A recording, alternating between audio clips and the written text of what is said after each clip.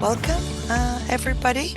It's a pleasure to have you here with us, and it is a great pleasure to say that this is the eighth and final Just for All webinar. It has been a great ride with a lot of wonderful people joining us from around Europe.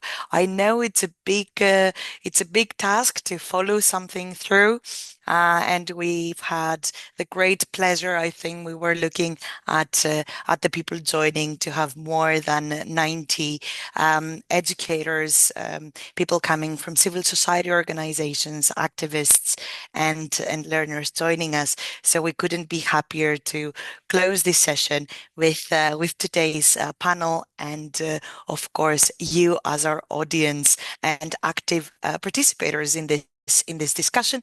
This is why we have a discussion after all. We're really glad to be here with you today. As always, we are recording this session, which will be available on our YouTube channel. So some of you watching this are probably coming from said YouTube channel. So we welcome you as well. So with that, today's topic is gamification and other innovative learning methods to promote the just transition. And with us, we have a very nice team delving into the concept of the game as an initiator of engaging practices. So we will be hearing from them quite soon. But before that, I will have a little bit of time. I will take a little bit of time to share the first and only PowerPoint of the day that is going to introduce a bit what we're doing in the context of this webinar, because this webinar is part of the Just for All MOOC, the Just for All Massive Open Online course on the Just Transition and Adult Learning and Education.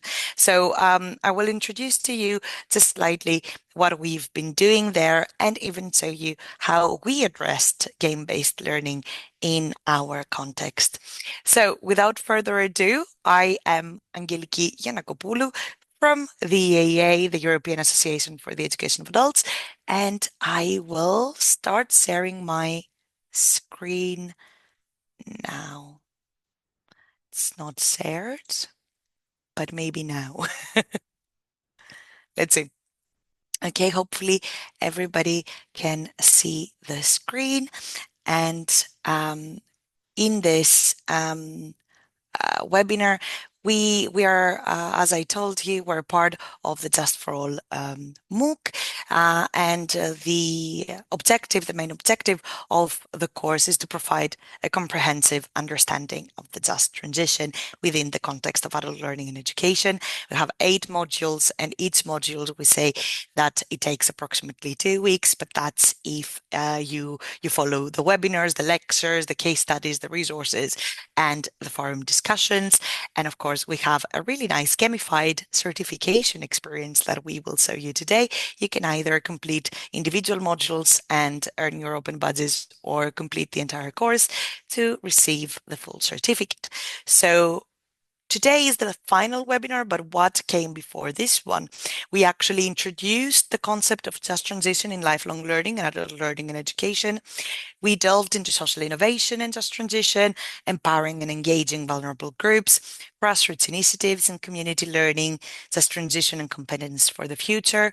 We talked about awareness raising actions and campaigns for citizens and consumers, and strategic partnerships for a just transition. And we're closing everything, looking into the future and making things hopefully a bit more fun and engaging with gamification and other innovative methods to promote the just transition. So in this webinar and in the module that goes with it, the 8th module, we are exploring a bit the role of gamification and other innovative methods, including game-based learning, in promoting a just transition towards a more sustainable and equitable economic systems. And today we will try to examine a bit the principles of gamification and the just transition, and we will also aim to understand a bit the effectiveness and the challenges of these practices. So gamification and game-based learning. in our thinking and in our context, align with the just transition because of the three core, let's say, pillars that we engage with as educators, and that's engagement, education, and behavioral change. So we believe that game-based learning can make complex sustainability issues much more accessible and much more motivating, much more hands-on in order to support and encourage participation in this transition efforts. So through gamification and through game-based learning, individuals and communities, we hope, can better understand the multifaceted nature of this transition, including their economic, social, and environmental dimensions, in a way that breaks down these complexities into much more manageable and enjoyable tasks. So in ultimately, we see that game-based learning in general serves as a really powerful tool to bridge these gaps, and especially the gap between awareness and action. So the fact that we are aware that something is happening has to be interlinked with how we act for it. And through games, we're actually asked to act upon it. We're actually asked to solve a problem. We're actually asked to solve a case. So we hope that through engaging educators and through engaging our very own communities to create these paths, as we will see from our wonderful speakers today, we ensure that these games are not only products of consumerism, but they're actually tools and assistants that promote the principles that we have in our practice as adult educators and educators in lifelong learning. And that's principles of equity, of inclusiveness, of sustainability, and aiming to be integrated into the transition processes even more effectively. So because of that, we want to touch upon the fact that game-based learning has deep societal impact. It also has several ideological connotations that we experience and we touch upon a bit in the course, taking in theories from cultural studies and seeing how performance can be a very strong insight into how we perceive multitudes of processes that we are coming across as educators and as trainers, but also as people. So to take from that and to take from this beginning of leveraging game mechanics to educate and engage individuals, we aim to bridge, as we said, this gap between awareness and action. And we want to do that by creating more relatable and motivating challenges. That's much easier to do sometimes in a context that takes us a bit outside of how we perform on the day to day, and maybe puts us in the shoes of another being or avatar, or even a mouse that moves around and makes choices. So it is a great tool to take more informed action, because it is a tool that provides us a bit of a space that is a bit more controlled, and it's a space that where we can experiment with our cultures, with our environment, with our social acts and responsibilities.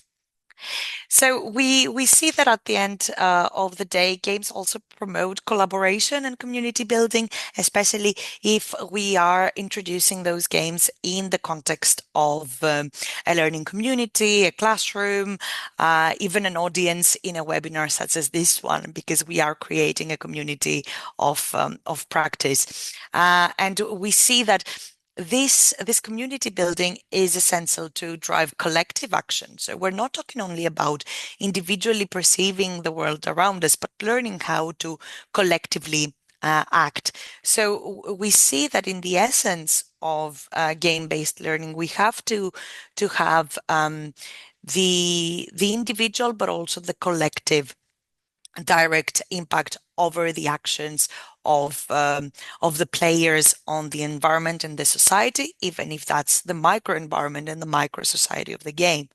This not only empowers us as individuals, but also creates a ripple effect, inspiring others to join in and support sustainability efforts. And you know how it goes with games. When you like something, you will introduce it to someone else, then you can start playing together. Then this creates an avalanche, let's say, of commitment and of societal involvement.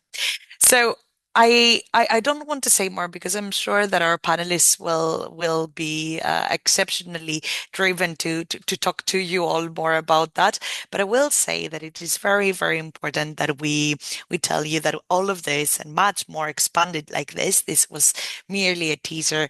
We have in our learning platform at learning.eaa.org. You can use the QR code to access it directly. But what I want to do now is stop sharing my PowerPoint for a tiny bit and share with you what we're doing in order to encourage game-based learning in our little context, not by creating the universe and the ecosystems that our wonderful panelists will show you, but just to give you an idea of how we can integrate this concept of engagement even if we don't have the developmental means to do so. So we'll share my screen, and in this screen you can see our Just for All course. You can see here that we have the overall progress. We have some insights on your certification, on who is included. You're free to see that. And in here, you can see that we already have the context and the contents of the rest of the modules. For the modules that have been created and recorded for more than 2 weeks ago, we have everything in. For the last two webinars, we're just missing the going further insights, as you will see in number 7 and number 8, where this is hidden. But let me go to the last bit of this webinar, and you will see here that we have a gamified certification experience. So to take you through a bit our concept and how we ended up here when we were discussing the content of this course and how this content is aims to create a movement and aims to create action. It didn't seem relevant for us to just create a quiz where we can tell you if you're doing things right or wrong, because that's not the case. The case is to be engaged and to start acting. So we said that the best way for you to understand and for us to understand what is the level of awareness in the topics that we touch upon would be some mini games. So to do that, we saw all of our content and we said, okay, what do we want to do? We want to touch on key concepts. We want to create a storytelling narrative around the action of the just transition. We want for people to understand what is their positioning in that.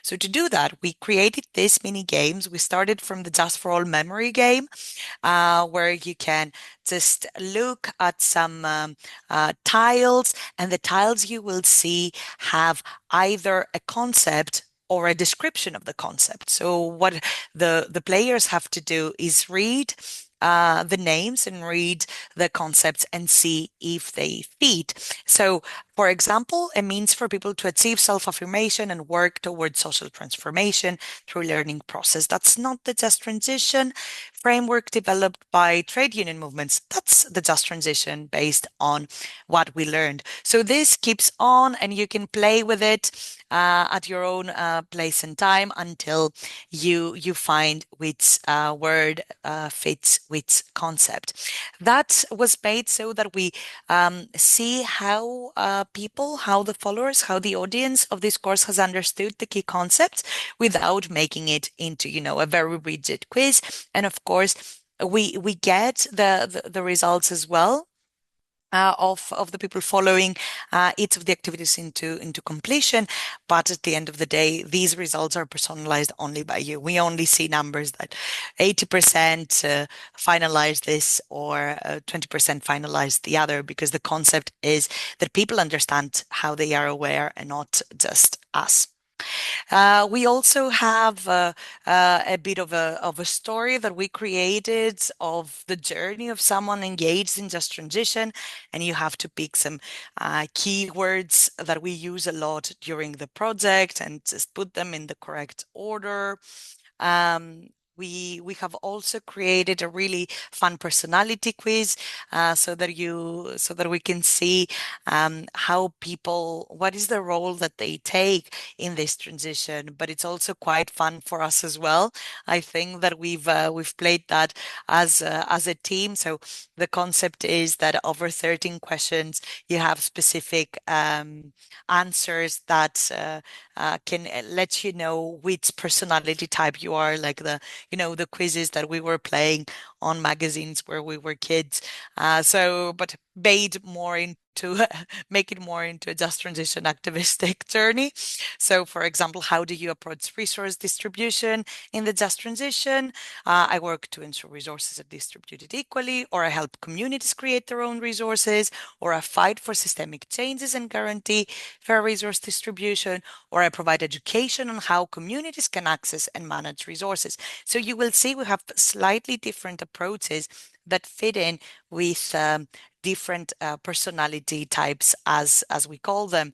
And what we've done in the end, I'm just very quickly passing through, is that we end up with a role.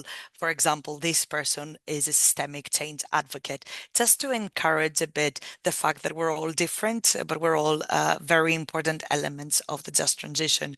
We've also created a path to a successful advocacy for the just transition. So how do we start? We start by identifying the issue, then identifying our targets. They're developing an action plan or maybe some key messages and recommendations. And then you can also check how you did or so solution. We also have created a small crossword puzzle that people can again play with some key frameworks that we will also see later on, as Sandra will take us a bit in through Deeds Comp, Life Comp, Green Comp, the competencies framework of the Commission, but also other tools that we have explored regarding future competencies in the context of our work. So if someone goes through all these little interactive activities, these mini games, you can also get the Just Transition Fighter certificate. It's closed off before you follow all of the activities. It's not available if you don't, and then you can actually get it, you can view it, and you can download it. So I just shared this with you as maybe an induction of a very simple way that we wanted to include kind of an interactivity for our learners. But with that, I'm just going to briefly share my screen one last time to let you know that you will learn more about all of this from our wonderful speakers. And they are Jakub Žaludko, co-founder and co-CEO of Impact Games, Sandra Troia, a digital education consultant and at All Digital, Maria Papadiamantopoulou, project manager at EU Gamer and at DAFNI KEK, and Yiannis Karoumpalos, educator and project manager at DAFNI KEK, also working for the EU Gamer project. So that's all from my part, and I hope that I didn't overbear all of you already. So I will very gladly invite our panelists to join this discussion. That wasn't that much of a discussion up until this point, but will get to be one. And welcome everybody. We're very, very happy to have you here. I hope you're feeling nice. Also, my wonderful colleague Hilmi, I have to introduce him to you, who is actively sharing links and prompts with you in the chat. You can see some insights on how you can rename yourself. You can also see especially the links to our training platform and the good practices of our project. So thank you, Hilmi, so much for being here and for helping with this. So with that, let's start a bit with the actual discussion, the actual panel discussion, and I'm going to start from our wonderful colleague. Joining us from Slovakia, from Bratislava, Jakub. And Jakub is a co-founder and co-CEO, as we said, of Impact Games, where he drives organizational growth and business development and leads game design teams in the process of creating educational and serious games. He has 11 years of experience working with innovation in education and has dedicated the past 4 years to growing Impact Games and its flagship product, the Game Factory, which we will share with you as well. So prior to funding Impact Games, Jakub worked at Bridge 47, an umbrella, where he led the growth of the NGO education sector in Slovakia and the EU. And we're very, very happy to have you with us, Jakub.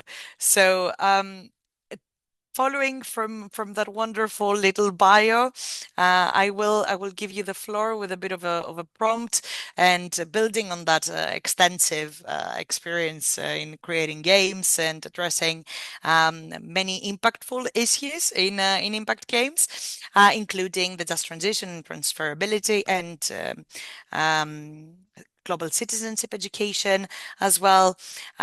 So how do you see games helping individuals but also communities better understand and engage with climate challenges, sustainability, social equity?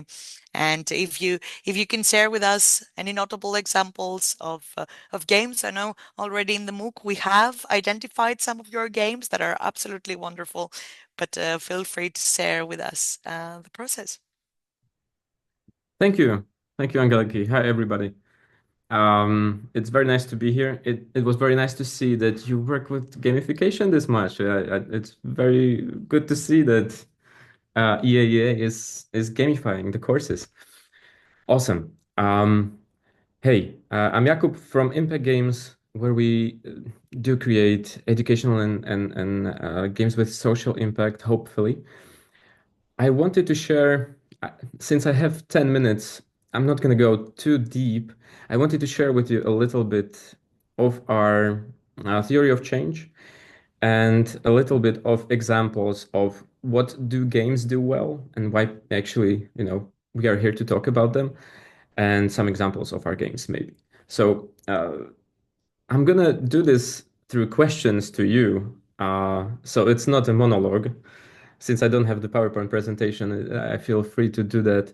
So I have a few questions for you through which we will explore how impact games works, not only in area of just transition, but also in area of learning games as such. So welcome to our theory of change. Let's get into it. And my first question to you is very simple. You probably all know this. How many people do you think live in Slovakia? You can answer, you can talk, you can put it in the chat. I don't care either way. I'm looking forward to your tips. Little geography session.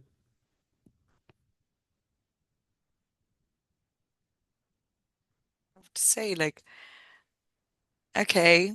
Ha, I don't know.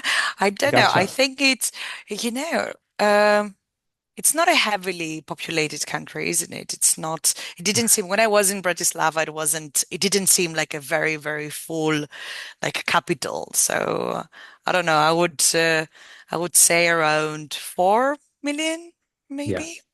Yeah. Okay. I'm gonna take your guess. Okay.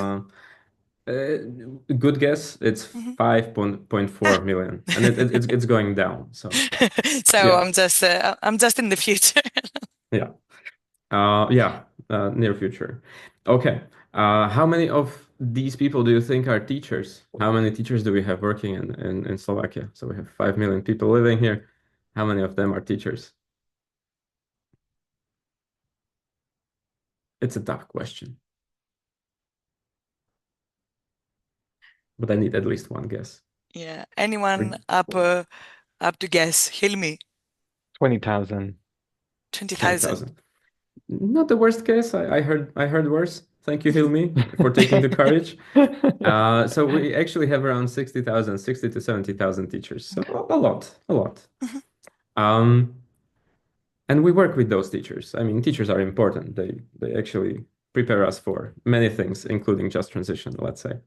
Okay, how many students do these teachers teach? So how many elementary and high school students and university students are there in Slovakia? So we have 5 million people living here. How many of them are, Gen Alpha, Gen Z, to a certain extent, also millennials? Okay. Well, the population is going down, so I guess not half. It's not a half, no. It's not half. It's 1/5 of It's these one people. fifth. Okay. Yeah. Yes, that would be my guess, around 1 million. 1 million. Yeah.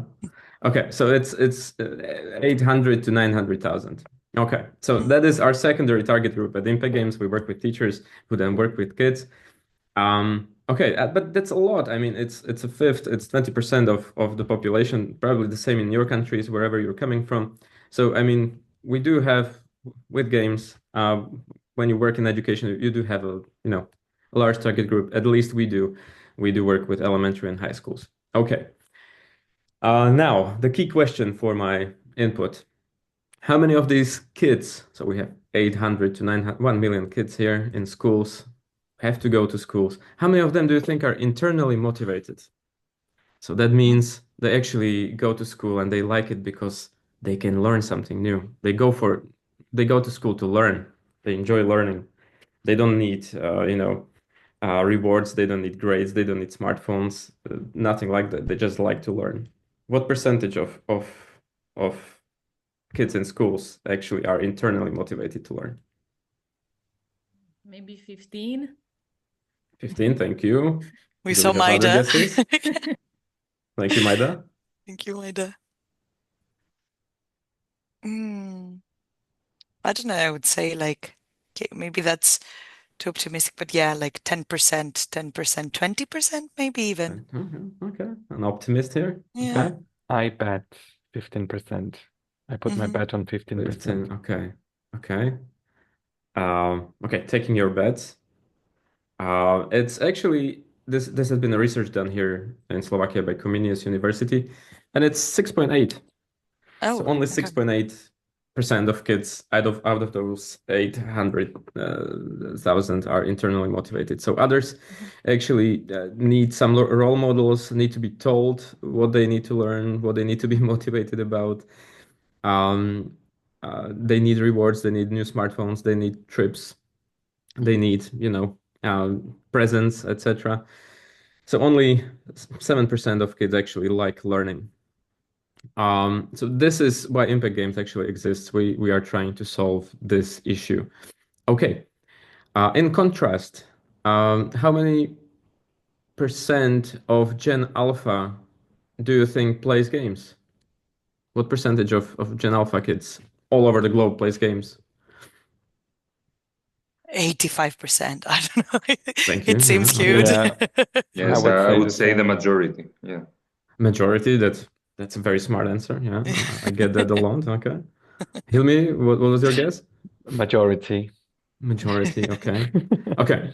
So per polls from 2024, it is 96% of Gen Alpha plays games. It's Gen Z is at around 92, 90%. Millennials are at 82, 88%. So I mean, even people above 40 years of age, around 60 to 70% of those plays games. So it is a universal language, and it's in high contrast of how many kids are actually motivated in school. So 6% are like to learn in school, and the other 94% play games because they like learning in games. Pretty much. Okay. Also interesting fact, if you are thinking of making games for your target group, you probably are thinking about gender. How many percent of women and girls do you think play games out of all gamers? out of all gamers. Yeah. So out of these 96% for Gen Alpha or the 80% Yeah. of millennials, I would say that like 40%, 45%. I think it's maybe lower, but I don't think that it's that low. I You would say did your around research. 40. Done your research, yeah. I was in an Okay. engineering school in the Nice. 2010. Yeah. So in Europe, it's 49% girls and women and 51 boys and men. So it's pretty much equal. So that's also good. So when we make games, we are, going to reach both genders. That's good. And one last question. How many hours do you think on average do Gen Z play games daily?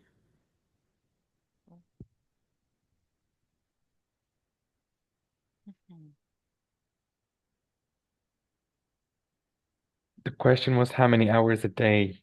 Yeah, daily. Yeah. 4 hours per day or more. Okay. I would say 4 and more. more. Okay. I would say Okay. more. Okay. I would say Okay. 12 to 14 hours. Yeah, or more, because we are adults and in our mind, 4 hours are really too much. But I think for young learners, they have a different approach. 4 hours is the low profile of the player. I like that. Okay. I would Thanks say for a lot. So a lot. Yeah. Good. Good according to my guesses. previous answer, I will stay on the same page. Yeah, I think I surprise everybody when I give them this quiz, mostly teachers. It's only 1 hour Oh, on okay. average. So we have kids that play 12 hours and basically live in games during weekends, but it's 1 hour. It's not too crazy. They do spend much more behind screens, so that's 5 to 7 hours, but yeah, not games. Okay, so this is the world of impact games. We do have large chunks of our populations. Many of them are, closed behind bars in schools, who are demotivated, who are alienated, but then they turn to games, where they do find this motivation.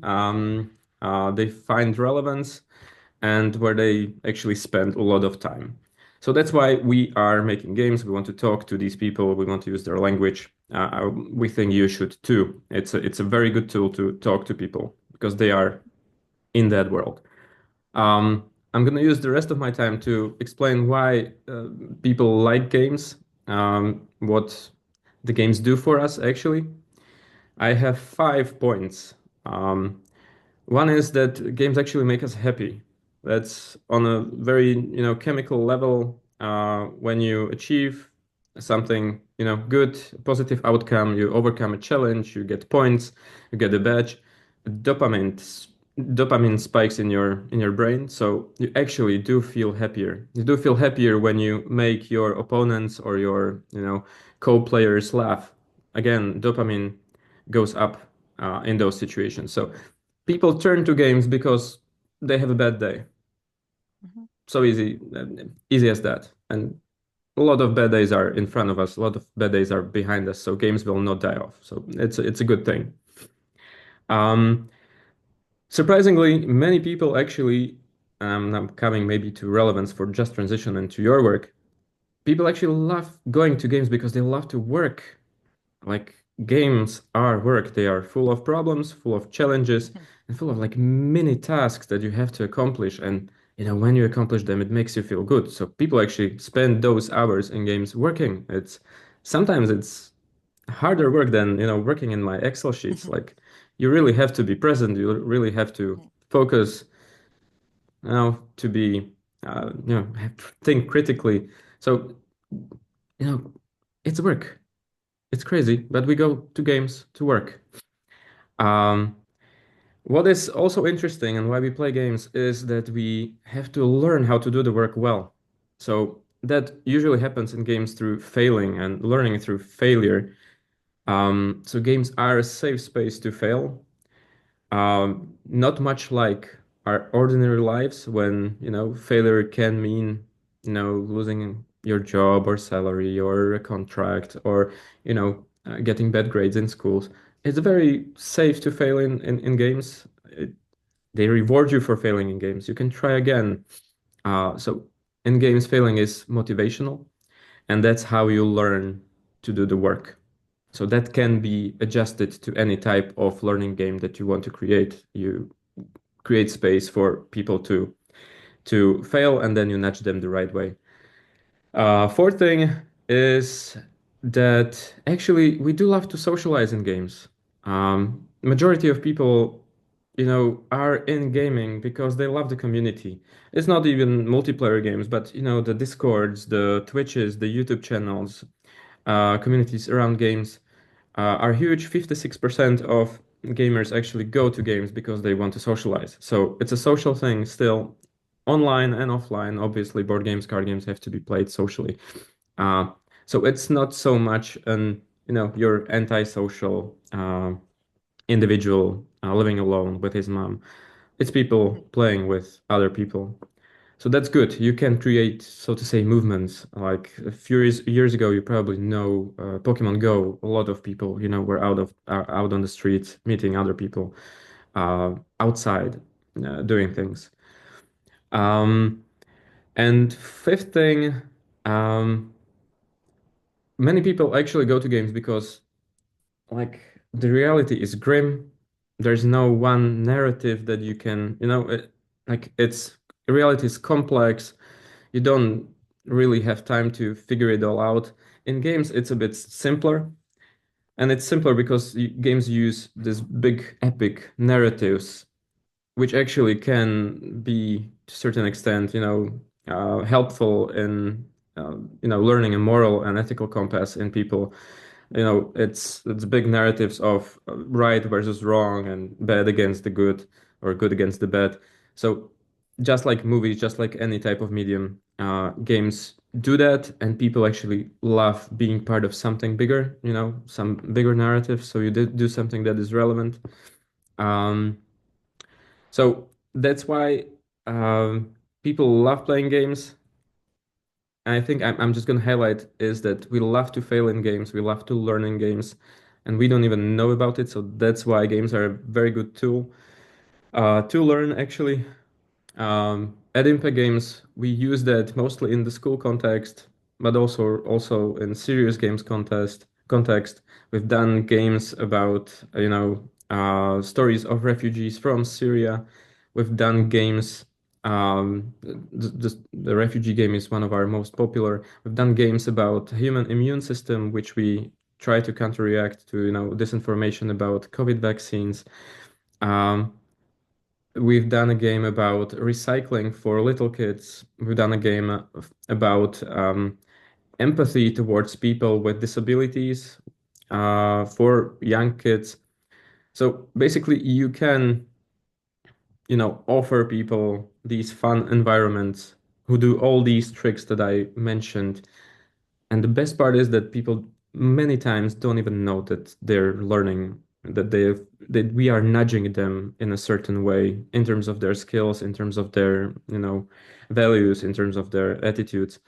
And that's the best part. You can be stealthy about it. You don't have to, but you can hide a lot in games. Yeah, so that's my intro. And I'm gonna give the mic to the next one up.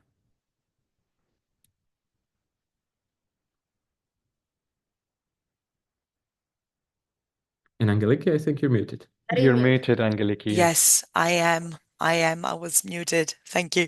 So I think it's quite important, and thank you for the contribution, because I think that it's important to start from the context of course, seeing games as like in the realm of like younger people, because this is how we actually understood that they work as educational tools. It was because younger generations started playing. I remember when I was a bit younger, and I wasn't big on video games or educational video games because we didn't have that when I was at school, but my cousins had that, and I remember like seeing that, oh, they know so much about dinosaurs, or they know so much about the earth, or they know so much about this, and it's because they're constantly constantly playing a game. And this was a bit new for us as well, but I think this is what unlocked also the thinking of adult educators as well, and we ended up having the serious games that you talked about, because exactly, you can learn through failing, but you actually like this failure, you like the fact that you will solve the problem, and that's essential. And also, on the topic of the just transition, what I always find interesting is that a lot of the games that older kids and adults play are all dystopian, or it's in this future that has completely eradicated the human race because of how we acted in the planet, and for over consuming, and for killing the planet, and so on. So people a lot of times get let's say radicalized in the positive sense, oh my God, we're killing the planet, we really need to change things because we will end up playing in this, like, one of these dystopian words. So I really love that you really gave a bit of an insight on why do we like the games, and I think that's exceptionally important. With that, I'm going to jump to our wonderful Sandra Troia from All Digital. And yeah, Sandra is with us today as a digital education consultant, an expert for all digital, but she's actually a digital education consultant in several fields, in digital competence, AI in learning, competency frameworks, including DIGCOMP, DIGCOMP-EDU, GreenComp, LifeComp, EntraComp. These are all the competencies framework of the EU that you can, of course, also have a look at through our Moodle and through our modules. And she has extensive experience in European projects, supporting educators, entrepreneurs, and institutions in developing digital skills and fostering responsible technology adoption and integrating AI-driven educational strategies. So she's coming with us with a big background in humanities, but also, as you can see, digital education for over 25 years. And she specializes in teacher training, which I think is very relevant for what we have heard. But she's also the founder of Cittadinanza Digitale, a platform dedicated to empowering citizens through digital and AI literacy. So very happy. It's a lot, right? A lot of stuff. Yeah. I am a really busy lady. Anyway, you definitely because I am really passionate. I think this is the reason. And also, I am a teacher. I started my career like a teacher. So for this reason, I know perfectly this scenario, because now in the school we have changed our approach. We use gaming for engaging students. We need to focus our attention not only on the knowledge, but only competencies. And if we design learning games, we can give our students, participants, the opportunity to be involved and to put in action their competencies. And also, because I am a teacher, I am a designer, I think that it's really important to start with really clear learning goals, because it's not only game. We want to achieve specific goal, and in our context, goals are related with DIGCOMP skills, green skills, or life skills. And for this reason, I think it's really useful to use the framework that we have, because European Commission and the specific the GRC give us many frameworks that are really useful to design not only learning experiences, but according to my point of view, these frameworks can be really useful to design learning games. And I wanted to suggest not is a game, but they are cards. It's a project of European Training Foundation. Maybe I can put in the chat the link. It's a card for scaffolding. It's really interesting because European Training Foundation give us these cards, and these cards are aligned with the green comp, entry comp, competencies, dig comp, life comps, and we can use it to support us to design just a second, because if I speak, I am not able to copy and paste. Don't worry, I copied and pasted it. Yes. I pasted it already. Don't worry, Sandra. Okay, good. Lovely. Good. And this scaffold is really interesting because if you are interested to align your game to the specific frameworks, you can start to use this scaffold.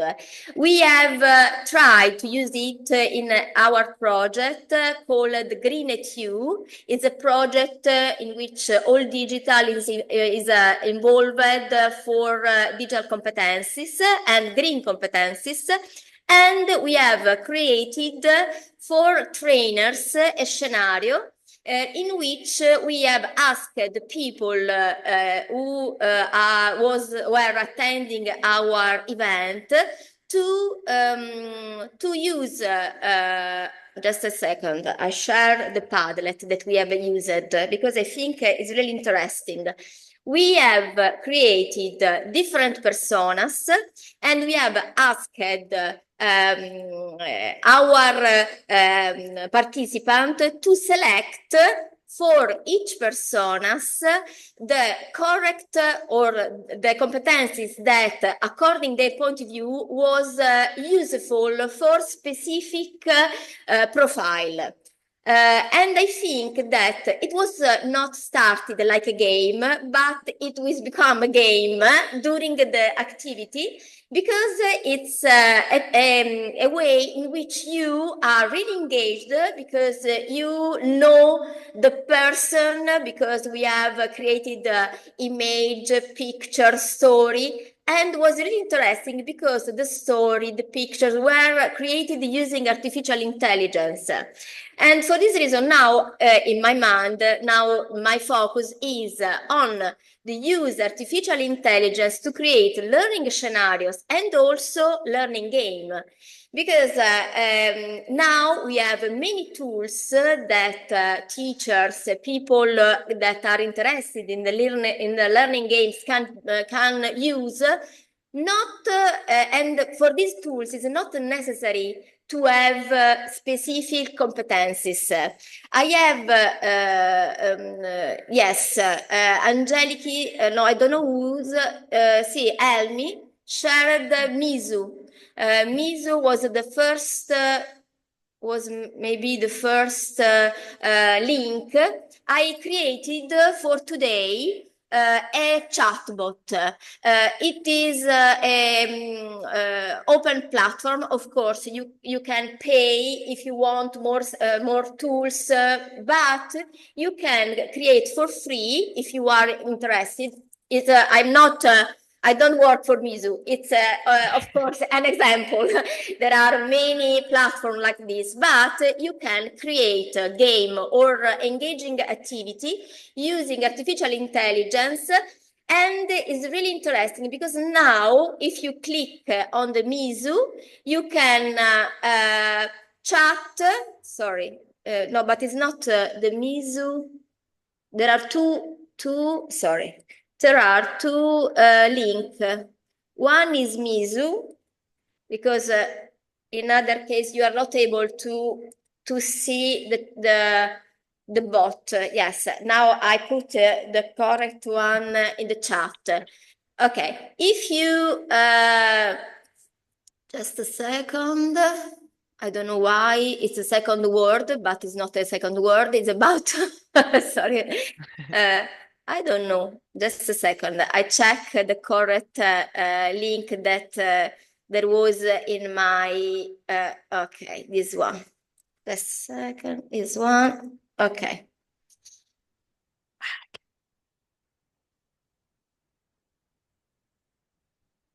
Okay, now, yes, now it's the correct one. I have created this chatbot and you can use in the language you prefer. It's accessible because you can write or you can use in your language, you can use natural languages, you don't need to write the code, or you can decide to use the microphone, for example, for people that don't like to write. It's really inclusive. And this is presented like a game in which you can chat with this chatbot, and the chatbot will give you scenario and will ask you how you think it's the better way, what is, according to your point of view, what is the better way to resolve the problem. There are many problems. And I think it's engaging because you can do, this can be an activity that you do alone, or you can show in a classroom where you want, and you can people to define the answer to give to the chatbot. And in this structure, it's the free version, but if you pay, you can decide what data, what document chatbot have to use to chat with the participant. I think it's really interesting because it's not a black box if you pay, because you can select how you want to train according what the point of view, data, document you want to train the chatbot. And it was really interesting for us, like experience. We also used this in other project in all digital, because we have other project related with the generative artificial intelligence for teachers. And our goal is to share the opportunity to use artificial intelligence to creating scenario activities, because the game, of course, score, we need a winner, but it's because you can use the different role. You can move from your normal role to another role, and for this reason you are like an actor. You can will be really engaged in this kind of activity. And for this reason, I think that we need to balance. The game have to be really engaging, but not only game. And for that, I think that use cards like scaffold can support us in the first step. We have to design our activity starting from clear goals. And I am really happy to use frameworks, because if you use frameworks, you are not creating an activity that is useful only for your context, but is an activity that you can use in many places in Europe, because you can compare the results, you can you have a vision that is not your vision, is an European vision, and because we are following European policies, and for this reason, frameworks, politics, and are all in the same direction. If I speak about DIGCOM, for example, the framework that describe the digital competencies for citizens, we are using DIGCOMP for design learning experience. Now, the idea in Italy, now we have a new certification of informatics digital competencies that is aligned with DIGCOMP. And also we are using DIGCOMP to compare the digital level of all countries in Europe, because we are using the DESI index, and in DESI index, when we observe the digital competencies, we are following DIGCOMP, or if you use Europass for certificate, not certificate, for evaluating your competency, you are following DIGCOMP. For this reason, I think that now is really a good moment to start to follow all together these frameworks. And the challenge now is to use artificial intelligence also to support players. It's not a mistake. I am speaking about players to use artificial intelligence to solve also problems about environment, about poverty. And now in Italy, we are starting to teach students to define prompt for resolve these problems. We have created like a game in which they have to image a dystopic scenario in which they don't have water, and they have, because they are a group of scientists, they have to resolve the emergency, and they try to have support from artificial intelligence to resolve the problems. But we are tutor, we are guides, we are facilitator, we are pushing the students to understand that the last word it's from people, not from machine, from artificial intelligence. They can ask support of artificial intelligence to resolve problem, but the focus is in their hands. This is my experience. I don't know if you are curious. I have many really example to present to you about these tools. That's lovely, Sandra.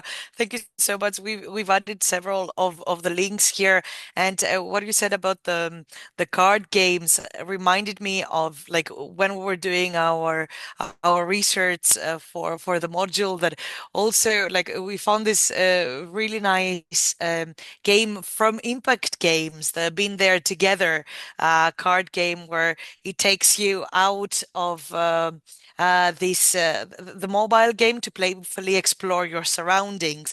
And we find that definitely if we merge the concepts of why are we interested in video games and we take it into the real world, that's definitely something to be said there. And I played a bit with the chatbot that you shared with us. And to me, it reminds kind of, an expedition in games like D&D, for example, where you have like a task to do, and then you choose to do something, and then they come back to you with another challenge, and then you have to solve the other challenge, and then go back.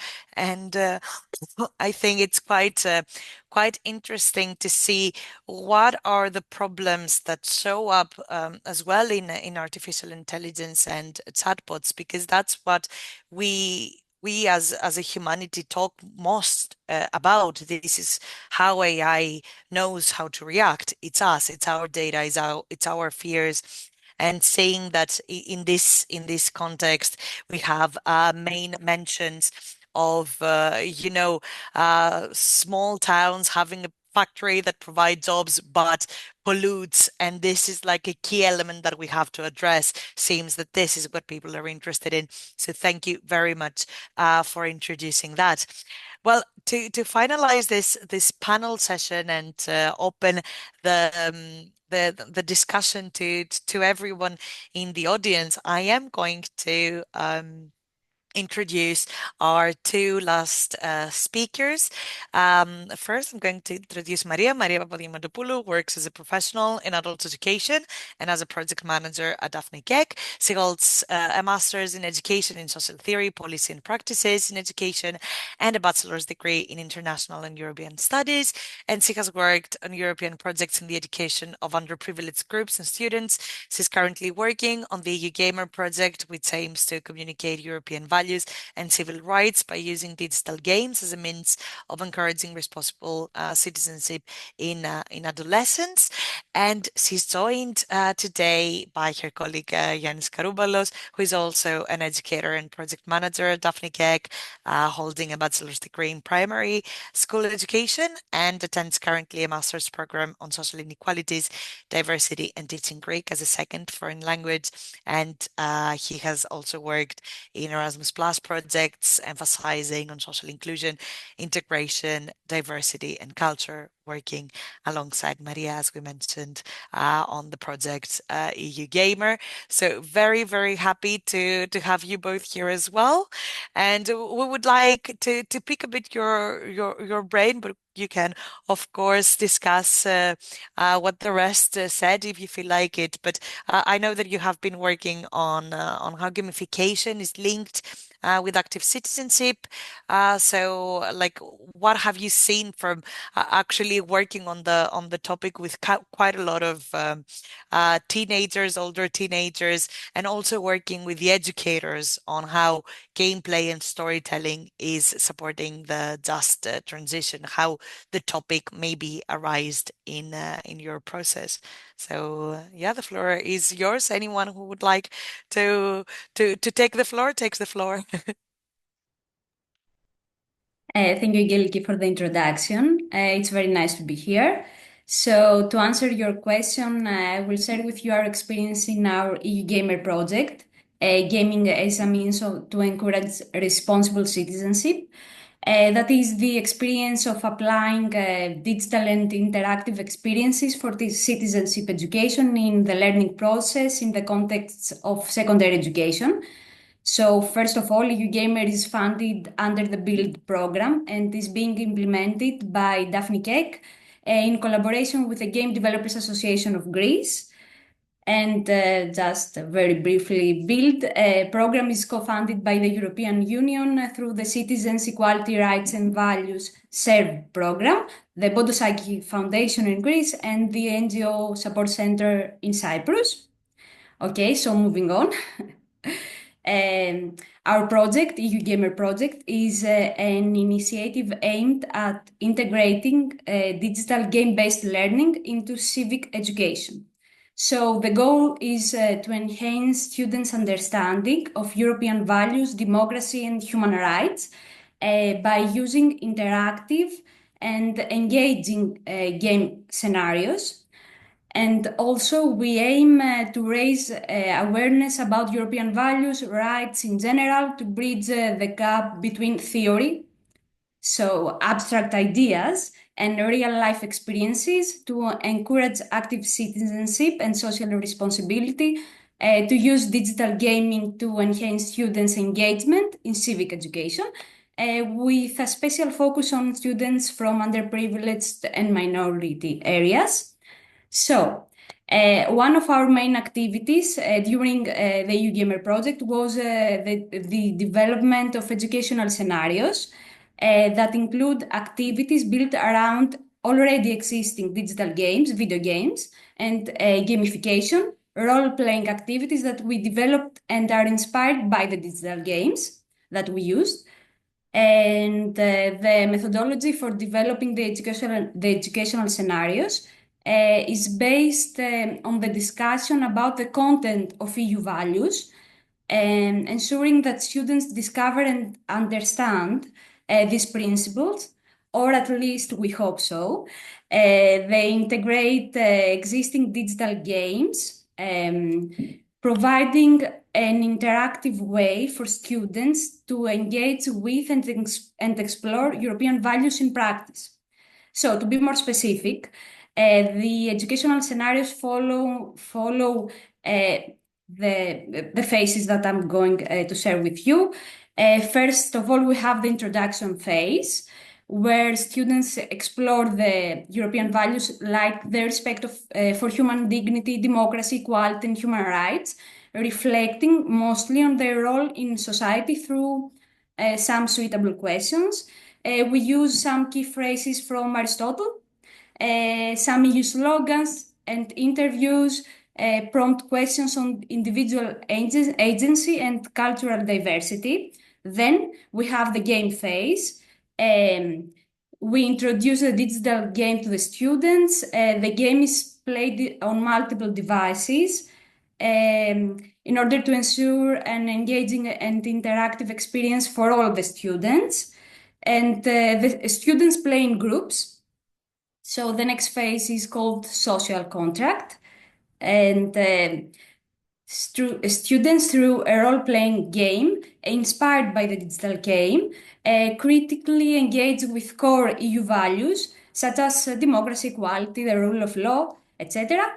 And this activity emphasizes the importance of these values both within the EU, the European Union, and in the broader society, drawing connections to real-world issues.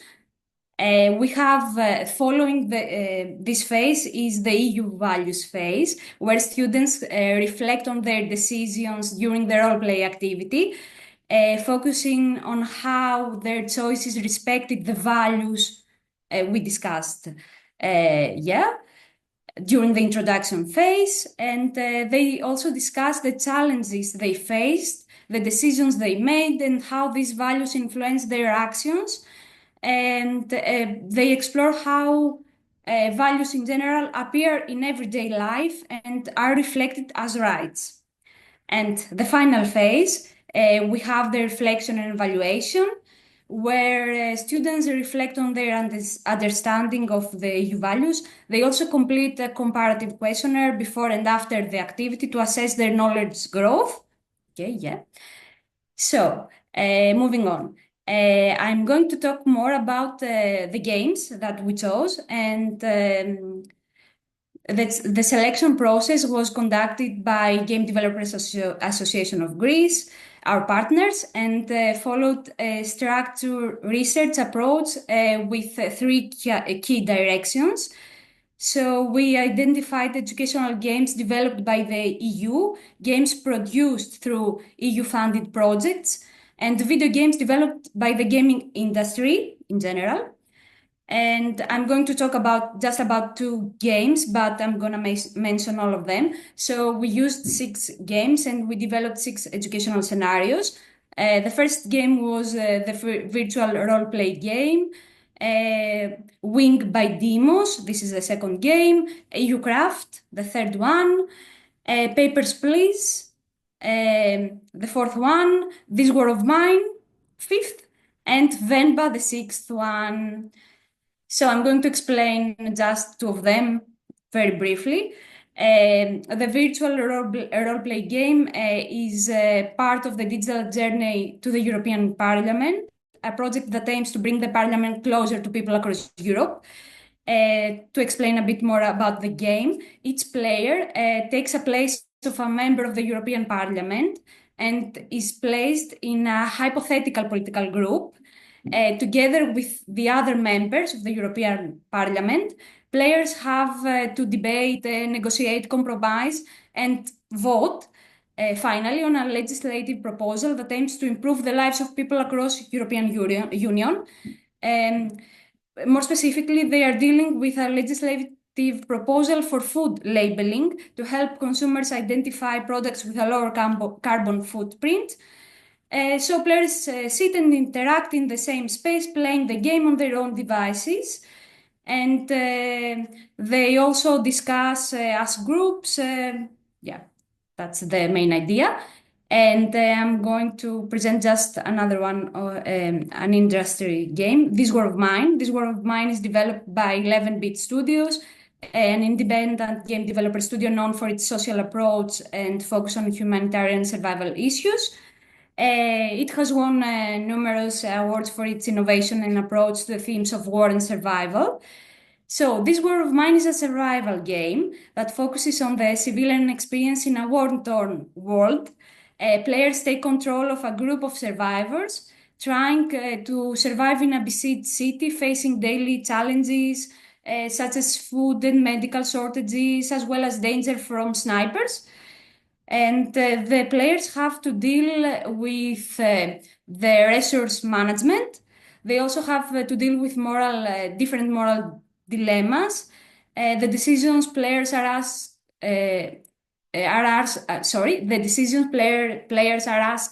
to make are often difficult and affect the survival of their own character and other characters.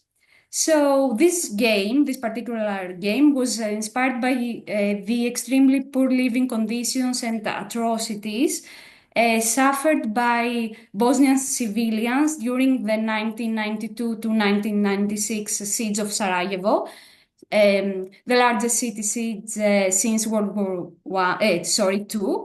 And the developers who created the game researched years of civilian accounts of the war. So this game is based on a real life event. And we developed a role-playing activity based on these games. And the students take on roles in a crisis simulation following a severe flood. This is something that happened in Greece just 2 years ago. Each team represents a group responsible for key needs like housing, healthcare, food, or education. And teams receive a brief on their situation and a resource card outlining the available supplies, their needs, and some possible solutions. And they basically have to assess the challenges, collaborate with other teams, and develop an action plan for recovery. And in the final stage, teams also face a dilemma. A wealthy group that initially isolated itself now seeks reintegration in their community, and teams must decide whether to accept them back into the community and under what conditions this is going to happen. And also, as part of the UGamer project, we also did 16 educational sessions in secondary schools and high schools across the region of Western Greece.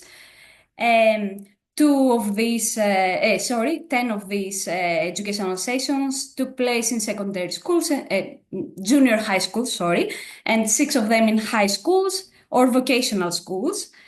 And 332 participants took part in these sessions, and 32 teachers. And we gathered information from the teachers, the students, using both qualitative and quantitative methods. But due to the irregularities in data collection, generalized conclusions cannot be drawn from our results, but I'm going to present you our results. So let's talk more about the most important issues and present our results now. So we found that effective integration of digital games requires thorough theoretical grounding. This means contextualization of the activities. We have to connect the abstract ideas with the experience, ensuring that gameplay is linked to key civic education concepts, European values, and human rights. And also, we had to structure the implementation phase of each activity very strictly. The games should align with civic education curricula to enhance connections with the European values and rights. And digital games, as we can expect, boost student participation and enhance their engagement during the phase of the interactive role-playing games. We also identified some challenges. during the implementation phase. And the first one is about the class size. Groups exceeding 20 students faced more difficulties. And we found out that the optimal engagement in classes was seen with 15 or fewer students. Also, schools we visited differed in student communication and collaboration levels. And we think that this was influenced by the school's climate and the degree to which communication and collaboration were encouraged by the administration and by the administration and educators in interactions with students and parents. Also, some students struggled to link theoretical concepts to real-world events. And of course, Greek language games were easier to grasp, though English games were generally accessible to all students. And also, we had some time constraints. 3-hour sessions proved more effective than 2-hour ones for the full engagement and understanding. And building on the experience of the implementation phase in schools, we can generally offer some suggestions. Digital game-based learning should be an ongoing and not an one-time intervention. Should be ongoing, in order to reinforce knowledge and engagement. Also, educators should encourage learners to co-create knowledge, critically analyze real-life issues, and think beyond personal experiences. Also, interventions should also be linked with the local community, fostering interaction with experts, policymakers, and even organizations. This is something that aligns with findings from previous research on similar initiatives. And also, teachers should receive more support if they are to implement digital games in the educational process for civic education. And we should be provided with additional training on game-based methods. And also the technical infrastructure in schools should be improved. Finally, educators should be offered ready-made educational materials for ease of integration. And it was clear that the implementation can be expanded to more schools based on the positive reception and demand from the educators. I don't know if my colleague Yiannis wants to add more. Lovely. So I think that maybe what I would like to ask Yiannis is that how did you see the concept of sustainability and the just transition getting into this? Because I found really interesting what you said, that building on the war of mine and actual war, you talked about flooding and you talked about a climate crisis. So we see that climate crisis and war play almost at the same extent nowadays in terms of resource management, in terms of moral management. So how did you deal with this? Yes, thank you. So basically, what we try to do in each game that we had the chance to incorporate in our activities is to build also a role play game that is that navigates in real issues that we are tackling, whether as a country, specifically in Greece, or we have the experience, or there is something more universal or in the European perspective. Both in the digital games and role-playing activities, students actually stepped into the roles, whether as policymakers or activists or community members. They navigate into real-world challenges, balancing education and environmental policies, social equality, social equity, economic viability. So they had the chance to face real-world challenges linked to the content of the games, of the digital games, and also the social context.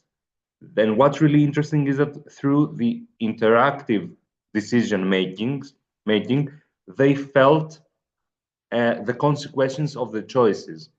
And this is this was very tricky for us also to achieve and to consider in which way we can make this possible, how to bring all the theory of problem solving and critical thinking into action.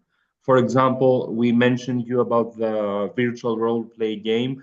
They had the chance to act as a policymakers and make decisions on Europe's neutrality policy on environment. In other cases, students had the chance to deal with safeguarding human rights. They faced moral dilemmas, making tough decisions, think about the broader consequences for society in general. And what we saw was that through gamification, they had the chance to really empower themselves, not just to understand the issues, to actively engage into what are the stakes of transition in a just society and in a society that has equality as a first priority, or sustainability as a first priority. They had the chance to consider what are the right competencies that we need to cultivate for a green and sustainability and equitable society. And what we thought, it's about how to make digital learning inclusive. This is another aspect, and actually promoting social justice. And that means that we can focus on accessibility, on representation, in co-creation, to have all the voices heard, making sure that we have all the options, multilingual options, adaptive interfaces, different abilities. We are a patchwork, more or less. So we need to have all these voices heard to ensure that our content and what we use is very close to the students, of course, to the needs of the communities, and to think outside the box and co-designing. It's very important. We give through our content, we give also the educators the possibility to co-create, and from a base that we have set up for our role play games, and adapt their own versions of the games based on their audience that they are teaching. Of course, the needs depend on what is your audience. When you act as an educator, you have an audience that you teach. These audience have multiple needs and different needs. So you can adapt what you have already in your hands and differentiate it. And we thought that if we want a meaningful change, at the end of the day, we need to make sure that these tools are used in the correct way, in a fruitful way, in an innovative way, equitable, so every voice is heard, and to collectively act, as you mentioned before, and to co-design, co-create, collectively act, and be empowered all together in our community, building strong bonds through the new means that we have. We have digital tools, we have games, we have storytelling activities.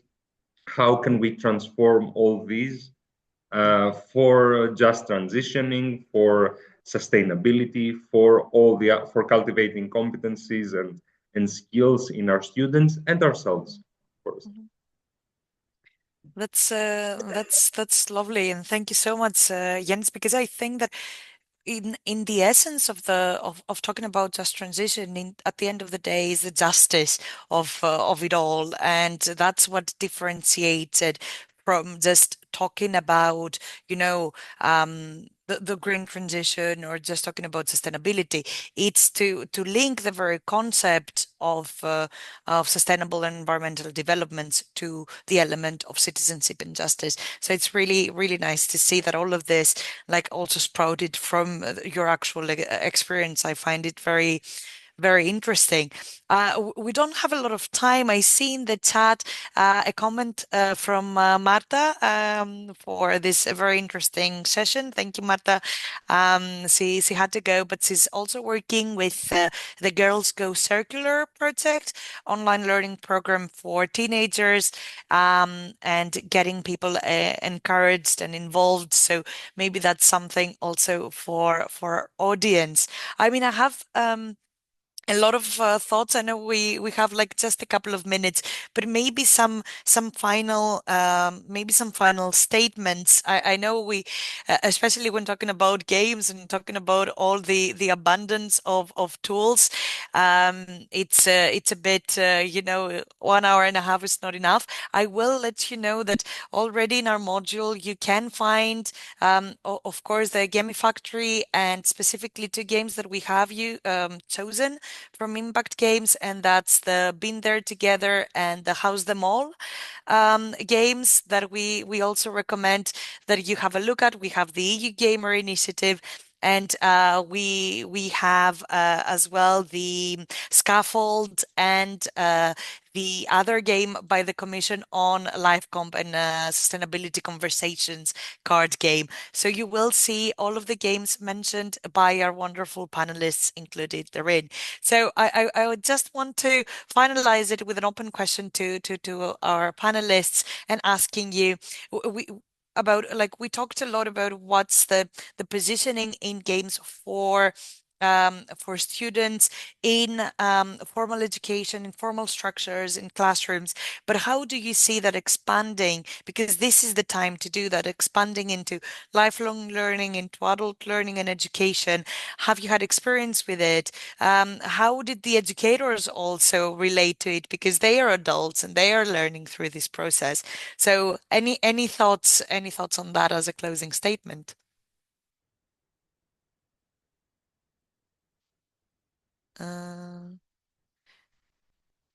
Jakub? Tough question. Yeah.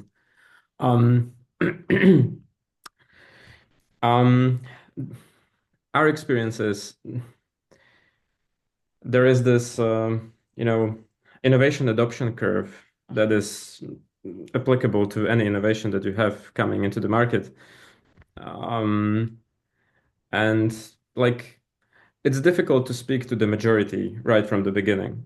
So, I mean, in whatever sector you go, if you get into adult learning, if you go into vocational learning, it doesn't matter where, you do have to find your innovators, your 2.5% of people who are your tribe and who are very interested in what you are doing. I think that applies to us, but it applies also to Just Transition and working with, adult education. And then get your early adopters. Don't focus on the majority, just, iterate and test your solutions to fit the needs of these innovators and early adopters. And iterate, and then try to get more, let's say, market share, or get broader adoption of your innovation. I think that's the task for us, definitely, but probably also for you working with games with adults. Sorry for the general comment, but I think we need to focus on our niche first, and then try to get into the majority. Don't focus on the majority at first. You're not going to get them on your side right from the beginning. They need to be persuaded by the early adopters who are enthusiastic about it, about your solution, about your game, about your course. Yeah. Lovely. Great. Thank you, Jakub. Anyone else for a final comment? Sandra? I want to ask you what you think about artificial intelligence in support us to defining a game. Because I think that can be useful for people. Of course, we are not speaking about people that are experts in designing gaming, but about teachers or educator or facilitator. Then maybe can have a support from artificial intelligence if we give them for example, prompt that they can use to define games according their context, specific goals. I think that became useful, but maybe because now I am really focused and I'm enthusiastic. Of course, I think that is really important to be critical, to evaluate ethical point of view, but we are digital citizen, we are digital educator, digital designer, and I think that now is the moment in which we can understand how artificial intelligence can support us in these new goals. And I am really interested to know it's your point of view, because I think that's a nice statement, like as a last comment, because we've been working a lot with adult educators at this point that are curious as well about how can you use this new vast thing. And what we say generally is that artificial intelligence is much more than the chatbots or ChatGPT or generative AI. It's also everything that we use that helps us in like things that we don't know. For example, what you saw in our Moodle is made with H5P, which is a plugin of the Moodle platform that makes things easier for you to create the game. So in any case, for several years now, even unknowingly, adult educators have been using a part of machine learning or of artificial intelligence to create their games and to create processes.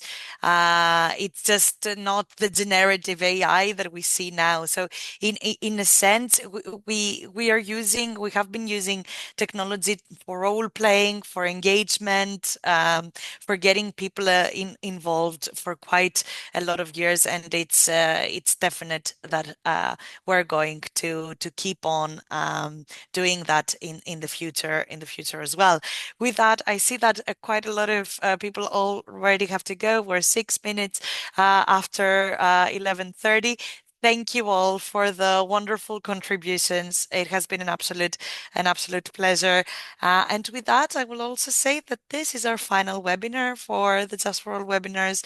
Thank you all for joining today. You will be hearing from us for the next parts of this initiative, but we definitely would invite you, if you haven't followed the rest of our webinars, to visit our YouTube channel, to visit our Moodle, to see them, to watch the rest of them, follow our wonderful speakers, and so we see you in the future.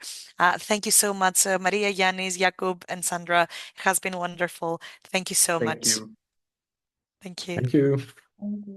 Thank you. Bye-bye. Bye-bye, everybody. Bye. Have a great day. Bye, everyone. I